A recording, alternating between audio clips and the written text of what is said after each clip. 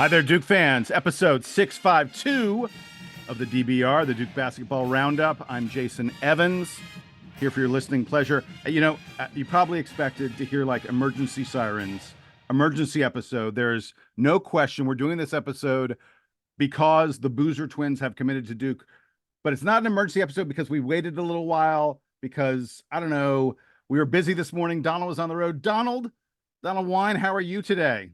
When I say Spencer, you say Hubbard. Spencer! Hubbard! Spencer! Oh my God. We're going to Our start bad, with y'all. that. Our Oh my bad, God. So we've never gotten as many emails to the DBR Podcast at gmail.com email inbox as we have from people who politely, correctly pointed out that I had just the world's worst brain fart on our last episode and referred to the beloved Spencer Hubbard as Stanley Hubbard.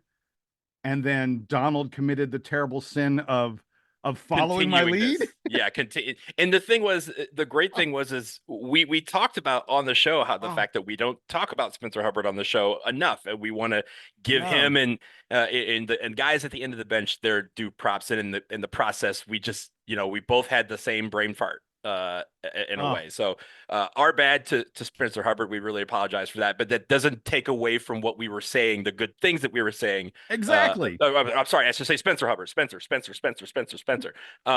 It does not take away from the accolades that we were trying to say about him, and the fact that we really do love the fact that he is so beloved by our fan base, and the fact that he gets such great applause when he comes in, and the fact that the players on the bench, right, are all rooting for his success as well as the other guys who don't get as much playing time as the others. Well, and it's worth noting we were talking about him because I noticed that he was getting more of a run. He was than getting I more expected role, yeah, in practice, playing more of a role than might be expected in practice. So but I still feel just terrible. And I re-listened to it a couple times and it's like, my ears start to bleed. Like when I say it for the third or fourth time, it's just terrible. It's awful. Yeah, it happens. As I've told some people via email, and again, thank you to everybody who sent emails. We do not say, we never strive to say that we are perfect. We just aim to be as close to it as possible. These things happen, and we really do regret that we went on so long calling him the wrong name.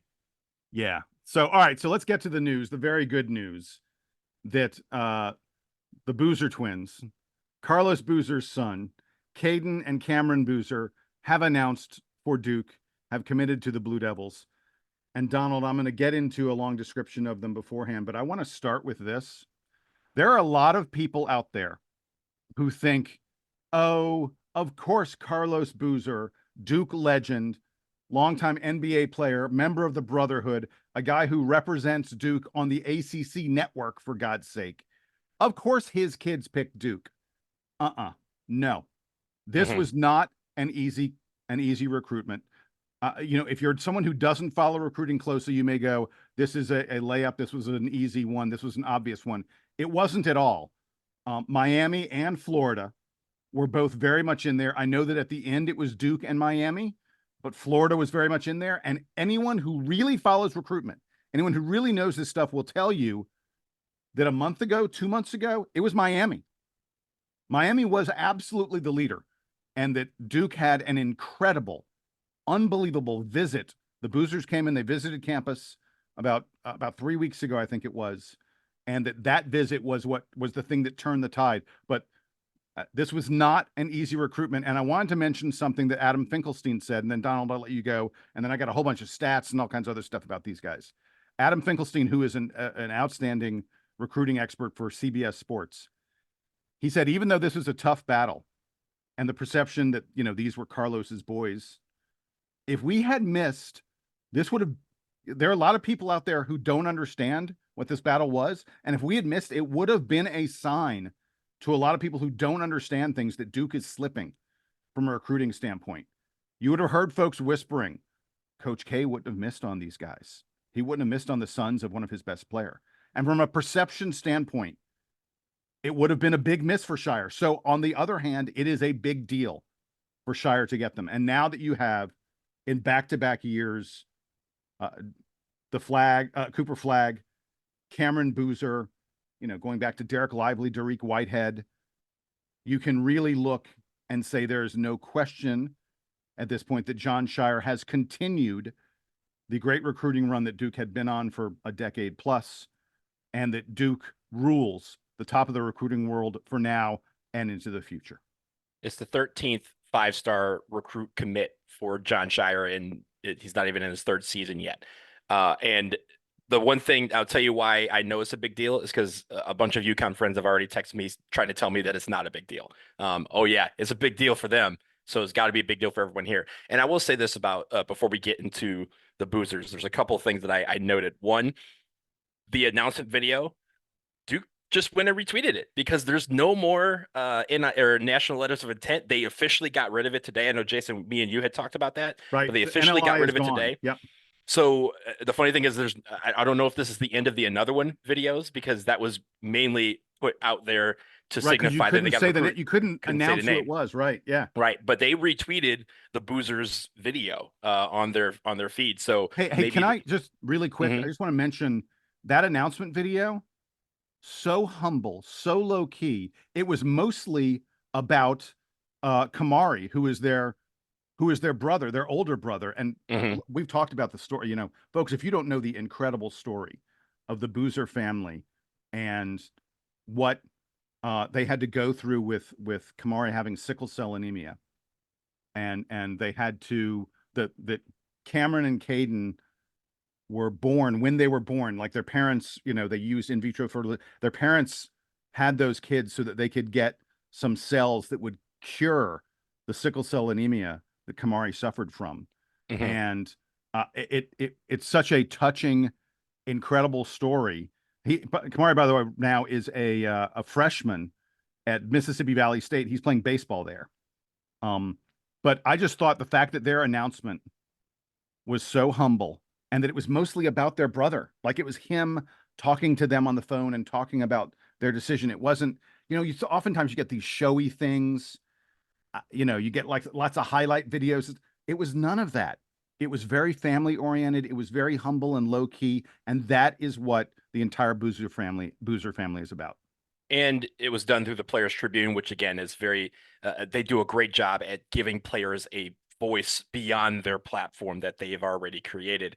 And so I thought it was a great way to introduce the world to Cameron and Kaden, because we may think we know them as Duke fans, but we really don't. They have their own legacy that they're trying to carve, and that's part of that video that was so eloquently done. But I will say this, Jason, the thing about these two committing is that a lot of people, you mentioned how difficult this recruitment was. Imagine everybody, right? We were all college kids once, or young kids, and we went away from home. How hard was it for your parents to coax you to come back? That is what we had to kind of do here, because they, you know, we couldn't sell them on a new experience because they grew up in this experience through their dad, right? In a way, right? Coming back to games. And it's funny, the unofficial visits that they kept taking was kind of the thing that apparently was one of the catalyst for them deciding, yes, this is the place we want to go because it is home. And it's hard to tell a kid to come back home. And I'm really glad that they were able to do that with these two, because as we're going to talk about, you know, while they have kind of different trajectories together, that chemistry that they clearly have as twins is unstoppable. And we're really looking forward to seeing them in a Duke uniform, to be able for both of them to kind of to carve their own legacy and chart their own path. Yeah, by the way, I've made another terrible mistake. I had a typo. Cameron and Caden's older brother is Carmani. I was pronouncing his name wrong. I can't believe I keep on doing this. This is not acceptable, but I want to say it right. Carmani Boozer is his name, the older brother. And I'll just go ahead and let the cat out of the bag. I've been chatting with Carlos. I've had Carlos on this podcast several times. Yep. I've been talking to Los. We're going to see. I'm not sure it's going to happen, but it's very possible that we may have dad and sons on this podcast in the next few days. We'll see. I'm not promising anything. It's and a possibility, though. Jason, if this happens, right? If it happens. Yes. If you recall, when we had him on the show a couple years back, right when this recruiting thing was started, we asked him, would you bring him on the show if he'd commit Duke? And he said, hey, let's save that for when if that bridge happens to be crossed. Hey, ladies and gentlemen, we're walking across the bridge. Let's go. So Let's do it. All right, so let me give you a little bit of stuff about Cameron and Cayden Boozer. The first thing I'm going to say is this. I'm going to get into some stats in a moment, but I want to start with a really important statistic, which is that they are winners. Six. The statistic is six. They've won 3 straight state titles and 3 straight EYBL national titles. That is, these guys, all they do is win, win, win. And they're literally, I'm sorry, not to interrupt, yeah, Jason, but they are literally, when they announced this morning the accolade that was listed, what you just mentioned, they literally started off by saying these twins are some of the most accoladed high school talents in terms ever. of victories, in terms of victories, winning. yeah, yes. Like terms of numbers of titles, very few people approach the Boozer twins, and of course the rest of the guys on their team. Right. But those guys were the constant, right? There was a couple guys before, a couple guys after, but they are some of the most winningest high school players in the history of basketball. Yeah, and that is the fact that they're bringing a desire to win, a ability to know how to win, the fact that they know that that is the most important thing is just super important, and something that, as Duke fans, that's the bottom line for us. Let me get into each one of them really quick. Let's start with Cameron. He is the number 2 player in the class. He is 6'9", 235 pounds of muscle and skill. He is widely regarded as the most skilled and most productive player in high school basketball right now. At the EYBL, not just the Peach Jam, but the entire EYBL season, which is a number of games. So, I think I think they played 15 games. So this is not a small sample size. And the reason I choose to use EYBL statistics is that's him playing against the other best players in the class. That's, how does Cameron perform against all the other top guys who are currently seniors in high school? At the EYBL, he averaged 24.5 points per game, 13.4 rebounds per game. Those were both top figures in the country. He is considered a walking double-double. He also averaged 3.5 assists per game, hit better than 59% of his field goals, and he took 4 3-pointers a game. One thing about Cameron is, even though he is unbelievable as a back-to-the-basket post player, great moves in the post, he is a guy who can face up and take threes. Now, his 3-point percentage was just slightly under 30%. It was at 28%, which is not a great number. But if you look at his form, if you look at sort of the way he shoots that shot, this is a guy who's going to be a threat and going to be able to take 3-pointers all day long. Absolutely relentless rebounder, by the way. And he is capable of grabbing it and going, because he's got very strong dribbling skills. I mentioned 3.5 assists per game from a guy like that. He is a willing passer. If you double him, he will find someone else. He is known for his great basketball IQ. He is a superb outlet passer when he grabs defensive rebounds. I mean, there are people who compare him to Kevin Love. Kevin Love, over the past 20 years, best outlet rebounder there is. Kevin Love grabs it, turns, and he's firing that ball up court. And Cameron Boozer is the same kind of thing. And he, more often than not, he's firing that pass to his brother. And then the last thing I wanted to mention is not really a shot blocker. Even though he's 6'9", he's not a guy who blocks a lot. He's good fundamentally defensively, gets in your way, but he's not a great rim protector. He averaged less than 1, or right around 1 block shot per game at EYBL. And then I just remember something I forgot to mention: 83% at the free throw line. And actually, it was above. It was like 83.2, 83.3, something like that. An outstanding free throw shooter. And one of the reasons, you look at that 3-pointer and go, oh, his numbers was below 30%. The fact that he's such a great free throw shooter is one of the reasons that people say that Cameron is going to translate that to being a great 3-point shooter as well, inside and out. That's what Cameron Boozer brings you, an incredible productivity from the power forward position. He's number 2 in the class behind AJ DeBonsa, but really, when you think about it, he has been one of the most heralded high school basketball players ever. Since his freshman year, it has been either him or Cooper Flagg that people have kind of said are the best players in high school.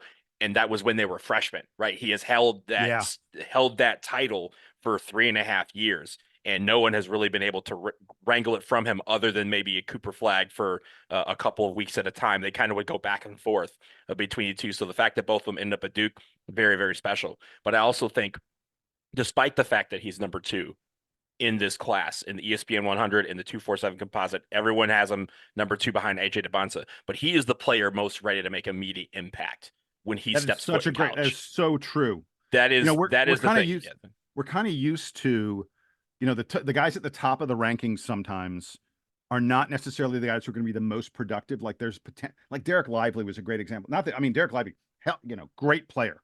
We loved having Derek Lively, no question about it. But his ranking, he was ranked number 1 in the class as well. And a lot of people said his ranking was because you saw things down the road that he was going to become, not necessarily because of what he was going to be right away. Not Carlos, sorry, Cameron Boozer is the opposite.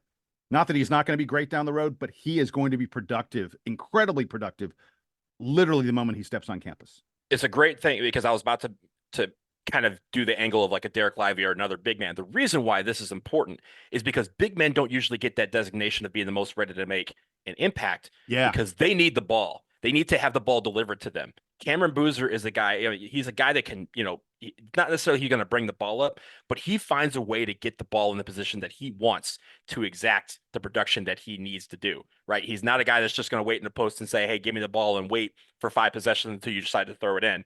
He's going to go get it. He's aggressive, as I mentioned, as you mentioned, like they are competitive and he wants to win. And sometimes you'll see him get the ball and kind of, not necessarily get everybody out of the way, but when he gets the ball on the wing, everyone knows, this guy's about to do something. And the one person who should be the most scared is the guy who is facing him, trying to defend him because he can go any one way. Like you said, he can take a shot. He can do a mid-range jumper. He can also back you down and get to a spot and lay it in, or he can dunk it. So he has a lot of tools to his game. And I think that's what makes him, again, when he walks onto the court for the first time in college, people are going to say that guy right there is about to be a prop because he already is one. And again, it may not be the shot blocking ability, but again, fundamentals, he's in the right position, it feels like, at every single point. And he's very even keeled, right? Like I think the one thing about him is it's not like he doesn't show emotion because he does. I've seen him, dunk over somebody and let him know. But he's a guy that, you mentioned his free throws. A big man, usually when he goes to the free throw line, he gets hacked a lot. They get the number of shots that they take go up, the percentage goes down because they get more and more frustrated that they're not able to just go up and do what they want to do. He's a guy that he seems calm when he's at the free throw line. So if you're going to hack him and hack him and hack him, he's going to be like, that's fine. I'm just going to keep shooting these free throws and keep making them at an 83% clip, maybe even higher. And you're still going to be punished. And he's going to get his points either way. But I think the fundamentals of him, his footwork, that is what puts him in the right position. And especially on defense, yeah, he's not going to block a lot of shots. But guess what? When you miss that shot, ain't nobody coming down with a rebound but Cameron Boozer. Exactly. All right. You mentioned a very important point. A big man needs someone to get him the ball. Ladies and gentlemen, I would like to introduce you to Cayden Boozer. I already mentioned. Kaden, by the way, 6'4", about 205 pounds. Clearly, even though he's 6'4" and pretty beefy, a point guard. Well, he's been growing too, because a year ago he was 6'2", and has been growing. I think he's grown a couple inches in the last year. And so I wonder if he's going to stay at 6'4", if he maybe might grow a little inch. Also, ladies and gentlemen, this does not take into account the hair, because they have a big kind of fro, both of them. So that adds a couple inches to their height, but I think they mash that down when they do the full measurement. I'm not their doctor, so I can't confirm, but I'm certain that they may grow maybe an inch more while they're in college. As we continue to talk about Kaden, I mentioned that Cameron led the EYBL in scoring and rebounding. Kaden led the EYBL in assists. So these guys got it all taken care of. Caden's EYBL statistics were this: a little more than 11 points per game, 3.5 rebounds per game, 6.5. That's the assist number, 6.5 assists per game. He's got very active hands. He had more than 1.2 steals per game. Hit almost 54% of his field goals from the floor for Kaden, which is a really big number for a guard. Usually guards struggle to get to 50%. He was above 53, almost at 54%. And that really shows you how good he is at getting into the lane and taking high quality shots, using his body, his physical. I mentioned 205 pounds. He's very physically strong for a point guard, and he's able to get in the lane, shrug guys off, and get those shoulders squared and finish really well around the basket. That's why he shoots so well. Shoots so well, I should say, from close distance. He's not a 3-point shooter. He hit 33%, which is fairly decent, better than his brother, but he only takes about 2 3-pointers a game. And look, the book on him is this is a guy who's not going to scorch the nets on you. That he needs, the biggest skill he needs to work on is getting a little bit quicker, a little, probably little changes to the mechanics of his 3-point shot. You can't leave him alone completely, but he's not someone who is likely to take a lot of 3-pointers. He's not going to pull up off the dribble and nail a 3-pointer in your face, that kind of player. He is a good enough shooter that he nails his free throws. Like his brother, he's above 80%, 81% on free throws this year. But the biggest thing about Cayden is an elite passer. He's considered the best distributor in the high school game right now. He sees angles. He sees plays developing before anyone else does. He's like his brother, a guy with an incredibly high basketball IQ. That the lack of the 3-pointer that I mentioned is the only thing that holds him back from being like easily among the top 10 players in this class. He's considered, just sort of in the late teens, right around number 20 or so in the class.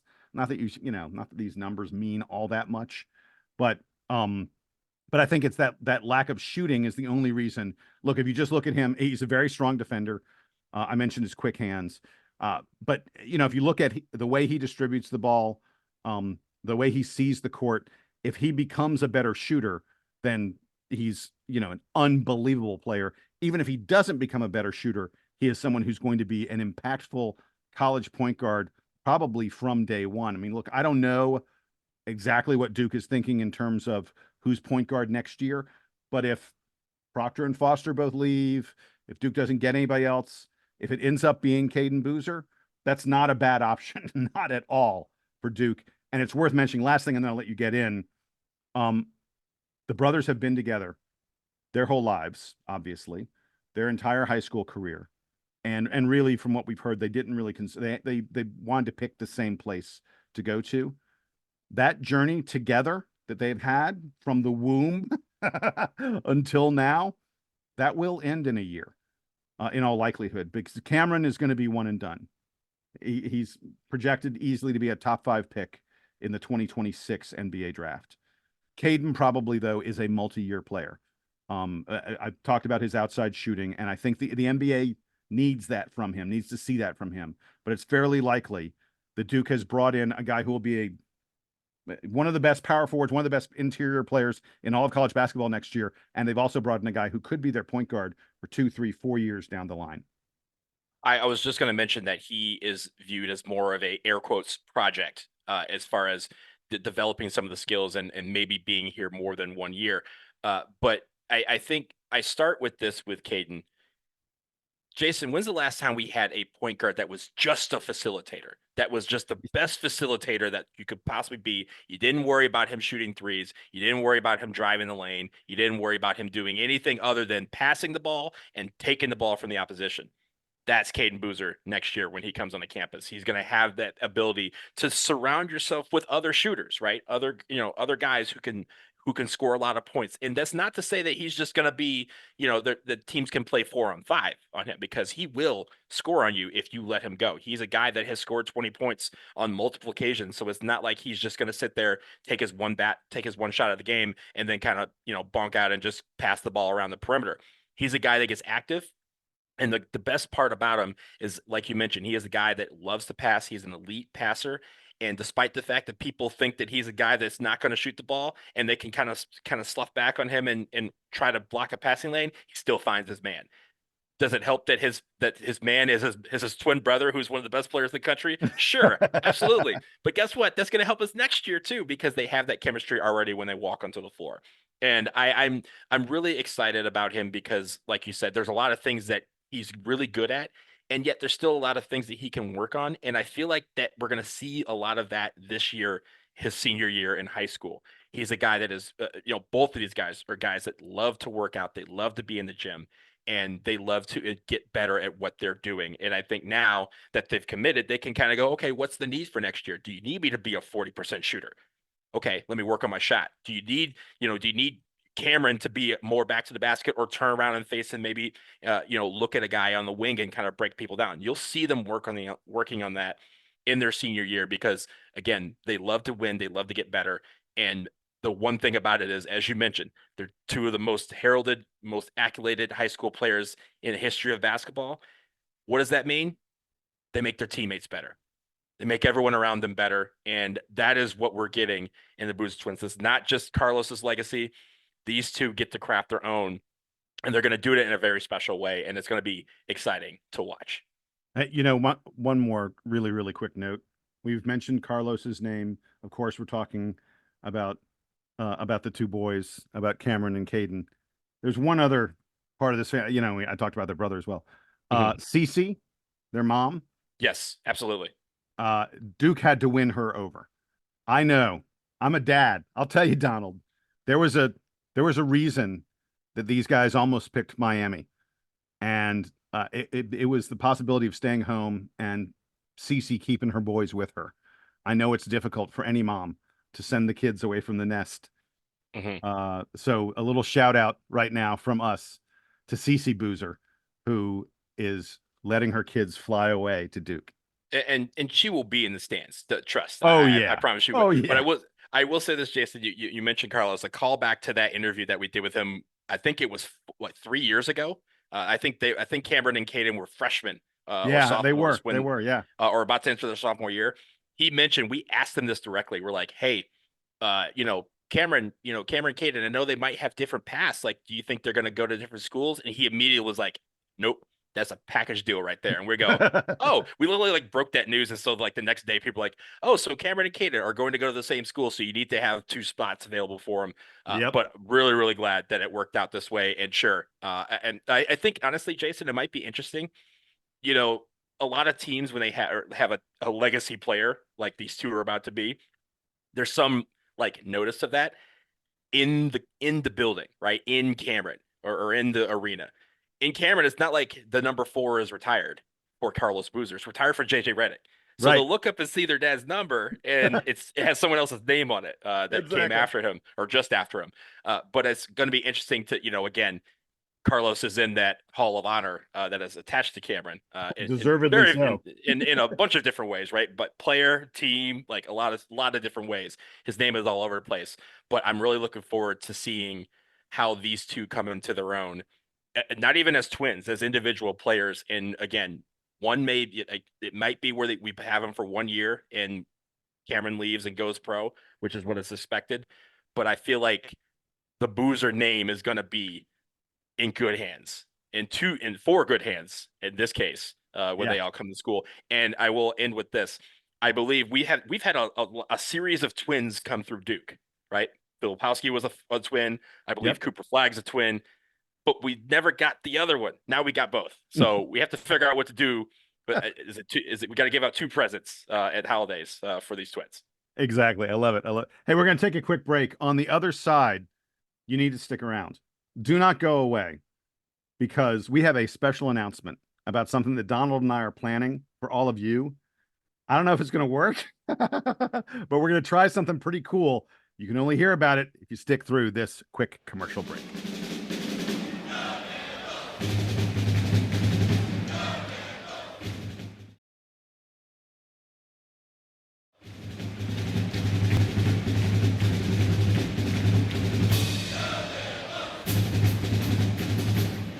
All right, Donald, back from the break. I want to start with this. There was a interesting little announcement. Announcement may be the wrong word. Interesting comment from Jon Scheyer at ACC Media Day. There's all kinds of, a lot of people interviewed Jon. I believe that both Tyrese Proctor and Caleb Foster went with Jon to ACC Media Day. So those were the guys who were representing Duke. There was something Jon said that really caught my ear. And I think, could be a sign of something going on inside the team. He said he considers Cooper Flagg a guard. We've talked about this on this podcast, a pretty fair bit. Starting a couple weeks ago, when we noticed from some videos that Cooper Flagg was working out almost exclusively with the other point guards, with Sion James, with Caleb Foster, and with Tyrese Proctor. Donald, What's your thought about Jon Scheyer basically announcing to everybody that Cooper's a guard? So first off, it was on a interview on the ACC network. It was I'm blanking on Packer's first name. Billy Packer's son. I'm blanking on his name. Oh yeah, I forget. I don't remember. So the Packer Durham show, but it had Carlos Boozer on there. Fun story. We kind of got tipped off about what was going on. Duke men's basketball posted a little picture of Scheyer and Boozer just a day ago. Like, oh, Mr. Boo's in the house, and we are kind of like, oh, that's interesting that they would post that there. But I digress. I think the one thing about it is when they were on that, it was a nugget that kind of just came out of nowhere. It wasn't like they were prompting him to talk about Cooper being a guard or how they plan to utilize him. He kind of just said it out loud and kind of said, hey, I consider Cooper a guard, and he's been working with the guards, and when we factor in our like formations in our combinations, we're factoring him in on the guard side. And I'm curious and again, we've talked about the fact that he may bring the ball up from time to time, but for all intents and purposes, they have put forward Caleb Foster and Tyrese Proctor as the two starting guards in the backcourt. And I'm wondering if that is necessarily changing in a way where maybe they're thinking about how to utilize some of the other players that we do have that we expect to get some playing time. And to do that, that might mean not having Tyrese Proctor and Caleb Foster as the two guys in the backcourt. Maybe Cooper Flagg slides into one of those positions, not necessarily at the start, but maybe for portions of the game. And I'm interested to see, and of course, we're going to have the first preseason game here next weekend to kind of see how this transpires. But I'm wondering if he's thinking about utilizing Cooper Flagg more as that point forward type of guy, like a LeBron James. LeBron James may have a point guard on the floor, but in the third and fourth quarter, ain't nobody getting the ball and bringing it up but LeBron James. Maybe that's what he feels Cooper is doing.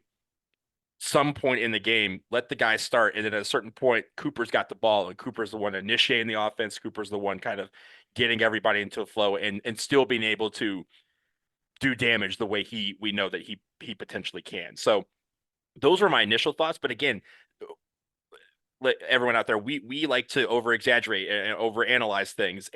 But when we first, I think it's notable that both Jason, you and I noticed this when we heard it immediately. It wasn't like oh, I heard this thing, you should listen to it. I can kind of see it. It was immediately like, hey, did you see that? What he just said about Cooper Flagg? And I was like, yes, I did. And so we had the same thought. And I'm sure those thoughts are shared by other people. The fact that Cooper Flagg being used as guard might mean that he is going to be one of those, guys that might be the guy really handling the ball for a lot of the time when he's on the floor. So I want to stress that I'm not dumping on anybody. I'm not talking down about any of the beloved players we have here at Duke, but it is worth noting that when we talk to people, Donald, you've asked the excellent question before. Hey, what's the potential weakness of this Duke team? The answer comes back: Tyrese Proctor or Caleb Foster. Not that those guys are a weakness, but sort of there's maybe a little more uncertainty about them being able to perform consistently at the level we need them to. And it's framed in the sense that when we had Rod Baxley on the show, I asked him this question, and he worded it not necessarily to say that they're the weak links of the team, but that's not what I'm saying. They said of all these new players that have come into the fold, both the freshmen and the transfers, he still said Duke will go as far as the play of Caleb Foster and Tyrese Proctor will take them. And if they can't take them beyond, the Elite Eight, then this team's not going to get to the Final Four based on the other guys. They still need to rise to that level that we think that they can rise to. And so I want to stress that part, adding to what you're saying as well. Right. And again, I'm not saying they are, I'm saying that they are sort of the uncertainty in all this. Mm-hmm. Well, if you're Jon Scheyer, look, Rod Baxley is a smart guy, watches basketball. We try to be half as smart as he is. I guarantee you Jon Scheyer is just as aware as all the rest of us of this, sort of the potential, the question mark, because honestly, Caleb Foster's freshman season, he was a low usage player. 16% was his usage. He was a low usage player. He was not super aggressive. Tyrese Proctor was very up and down. That, he would have games where he hit, 3-4 3-pointers, and then he'd go into a slump of funk for a couple games and hit like maybe one over the course of 2 or 3 games. And Franklin Proctor's assist numbers maybe weren't, I'm talking last year, maybe weren't what you, so if you're Jon Scheyer and you're like, maybe there's some inconsistency there. Maybe I'm a little worried about putting all my eggs in the basket with these two guys. Well, then beginning to prepare a Cooper Flagg to perhaps have to step into a more of a role there could make some sense, is, and if you're doing something like that, does that ripple through the rotation?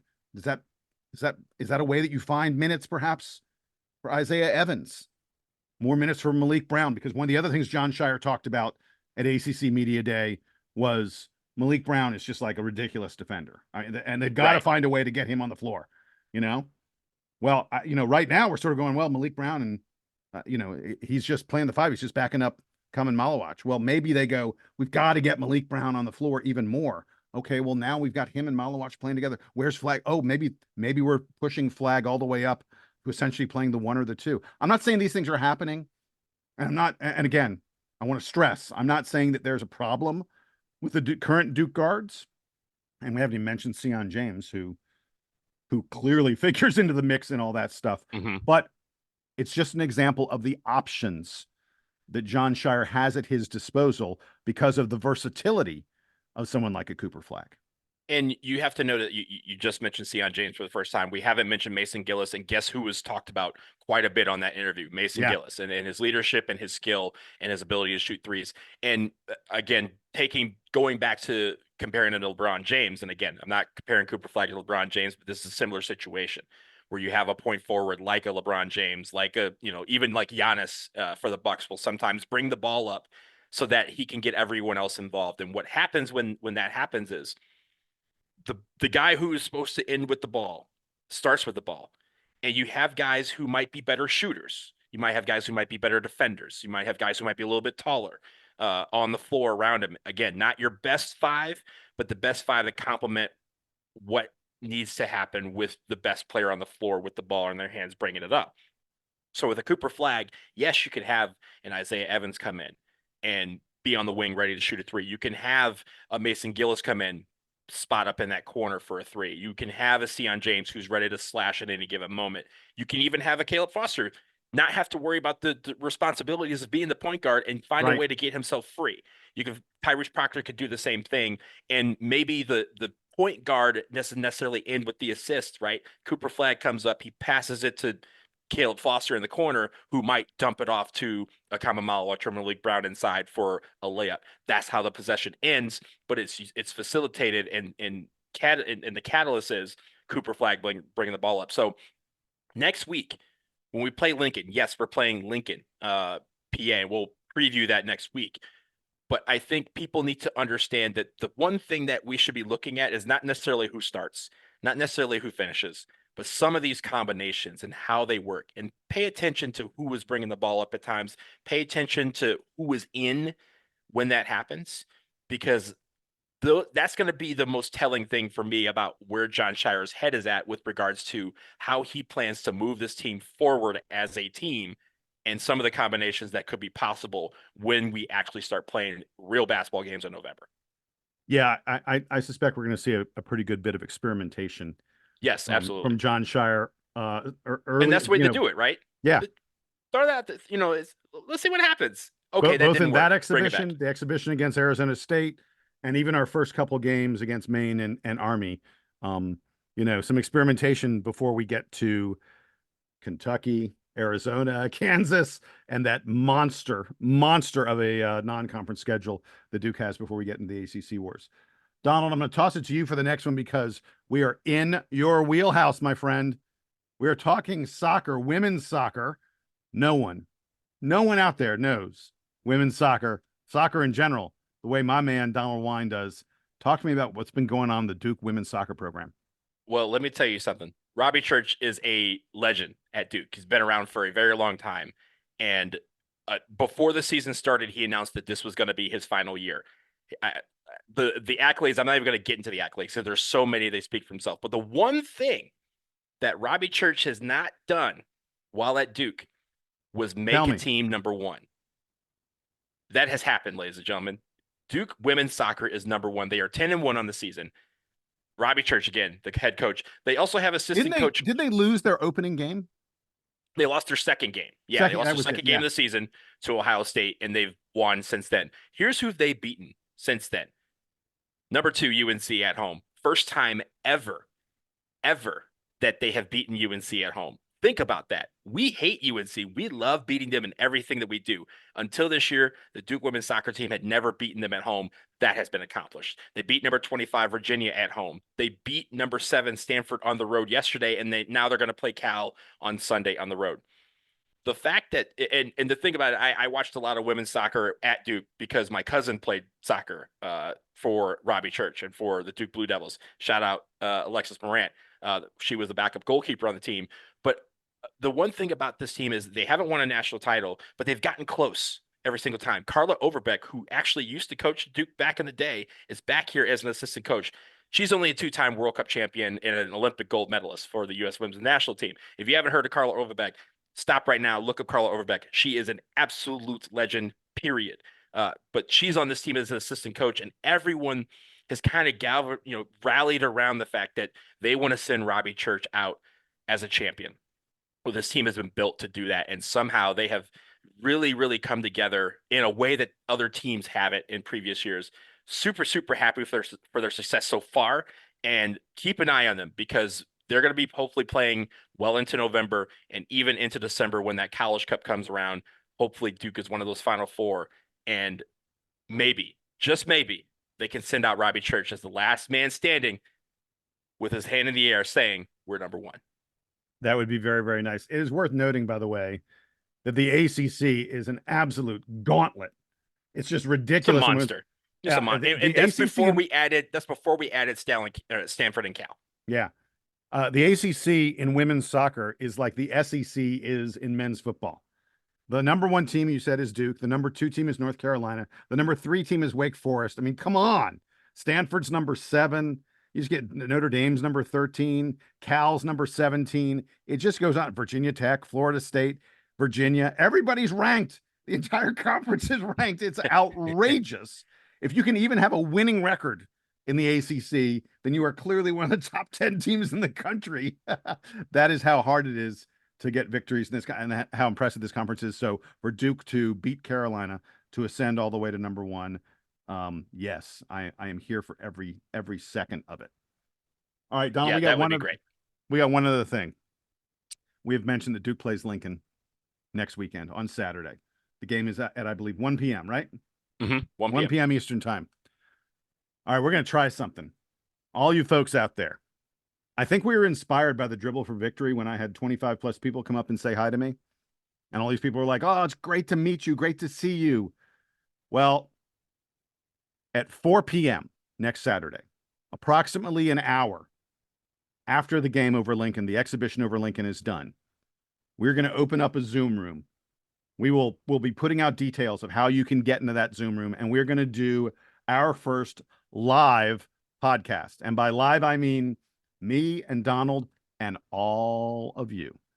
We've gotten a special Zoom account that will allow more than 100 people, hundreds of people to join. I don't know that frankly, I'll be surprised. I'll be thrilled if we get 10 people. if our friends join us, that'd be great. Right. Exactly. But we have an account that will allow us to accommodate as many people as need be. We'll do our usual analysis, but we will also be bringing people in to ask us questions, to give commentary.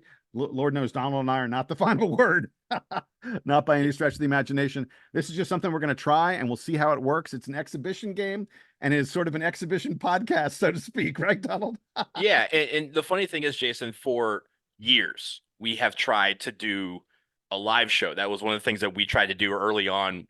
Even me, you, and Sam tried to do that. Yeah. We didn't even do, like, the thing was, we were like, okay, we were trying to do a live show before we had even met each other in person. We were trying to do that back then because we didn't see anybody's face. We wanted to meet some of these people. And it's great. Like when Jason goes down to campus or when I go down to campus, we're able to run so many of you that listen to the show. We get a lot of emails, and even just, our phones blow up. Jason and I can never miss a game, because there's always somebody texting us ready to talk about it who listens to the show. And we think that's tremendous. So we're going to say, at least we're going to try for this to see how it works and bring a lot of you on here, as many of you as we can possibly hold. The details will come next week. Stay tuned to our Twitter. That's at Duke Roundup.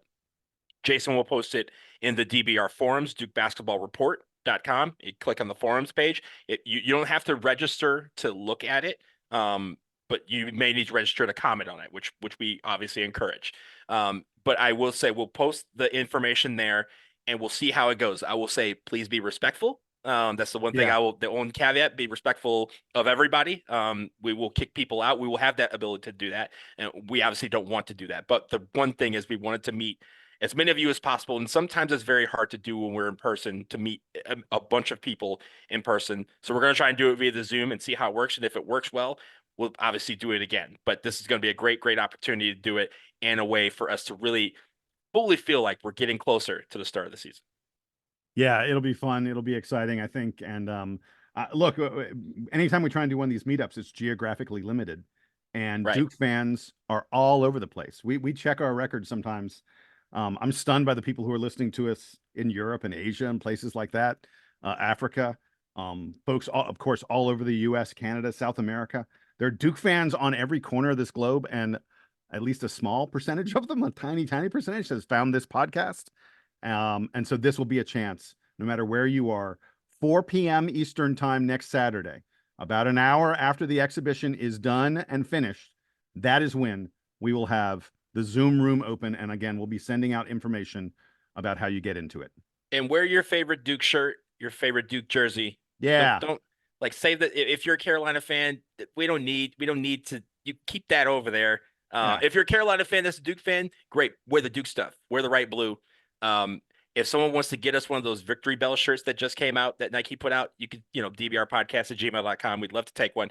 But yeah, wear your favorite Duke shirt. It's going to be a lot of fun. And it's not that you get to meet us. If you haven't met us already in person, you'll get to meet so many people like yourselves who, of course, love Duke and love listening somehow to us talk about it every week. So again, really looking forward to it.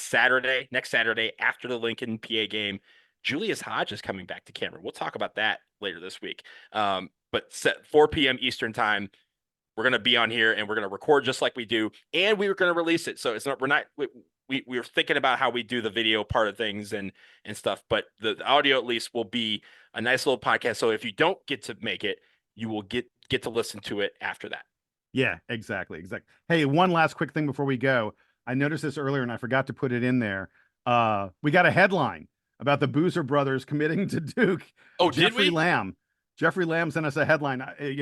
People are now conditioned. We take headlines for games. We take headlines for football games. Now we're getting headlines about recruiting. Jeffrey Lamb sent us a headline. It was, "Drink it up, Duke fans. Booze brothers join the brotherhood." I like that, Jeffrey.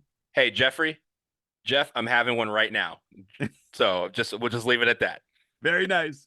Very nice. With this toast to Cameron and Cayden Boozer for joining the brotherhood, joining their father in the brotherhood, we are done with the latest episode of the Duke Basketball Roundup. He is Donald. I am Jason. We're all cheering on Spencer Hubbard. Yep. And here's the Duke band to play us out and take us home. Another two. I like it.